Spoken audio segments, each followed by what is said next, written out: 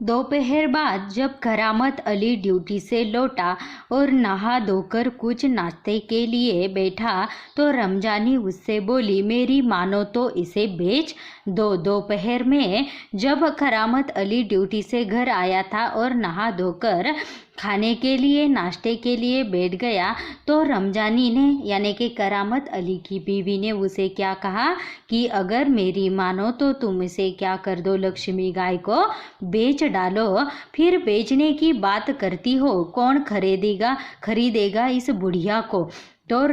करामत अली क्या कहता है कि बेचने की बात तुम फिर से क्यों लेकर बैठी हो, कौन खरीदेगा इस बूढ़ी गाय को। रहमान कुछ कह तो रहा था, उसे कुछ लोग खरीद लेंगे,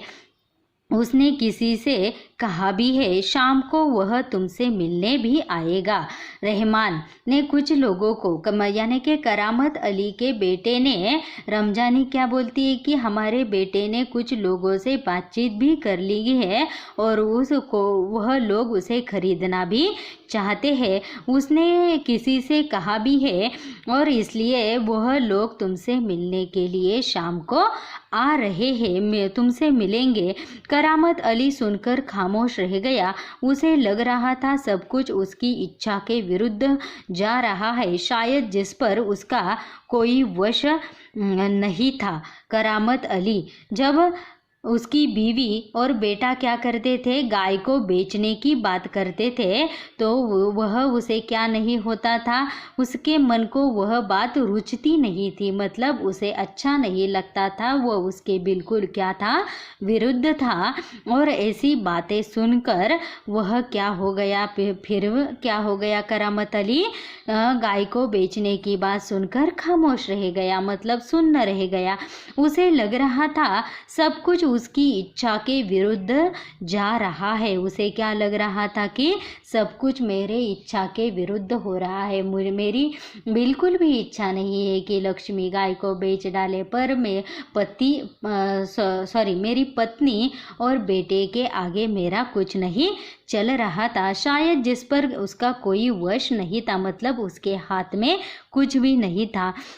करामत अली यह अनुभव करते हुए लक्ष्मी की चिंता अब किसी को नहीं है, खामोश रहा, उठा और घर में जो सूखा चारा पड़ा था उसके सामने डाल दिया। करामत अली ने कुछ भी नहीं बोला, वह नाराज हो गया और चिंता करते करते किसी को उसने कुछ नहीं कहा, वह खामोश रह गया, चुप रह गया और ऐसे ही चुप रहते हुए उठ गया और घर में जो सूखा चारा पड़ा था वह लेकर उसने लक्ष्मी के सामने डाल दिया। लक्ष्मी ने चारे को सूंघा और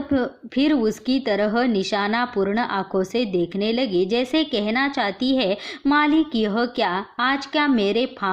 फाकने को यह सूखा चारा ही है, दर्रा खली कुछ नहीं। लक्ष्मी ने चारे को सूंघा, मतलब चारे के तरफ उसने मुंह लिया और नाक से सूंघा और निशाना पूर्ण आंखों से, मतलब जैसे कि उसकी आंखें करामत अली को कुछ कह रही है, इसी तरह वह करामत अली को देख रही है और जैसे कि ऐसा कह रही है कि मालिक यह क्या डाल दिया है आपने मुझे खाने के लिए, क्या आज क्या मेरे फाकने को यह सूखा चारा है, मतलब मेरी भूख भागने के लिए यह सूखा चारा ही है क्या, दर्रा खली कुछ नहीं, मतलब दर्रा खली मतलब जो गाय के लिए जो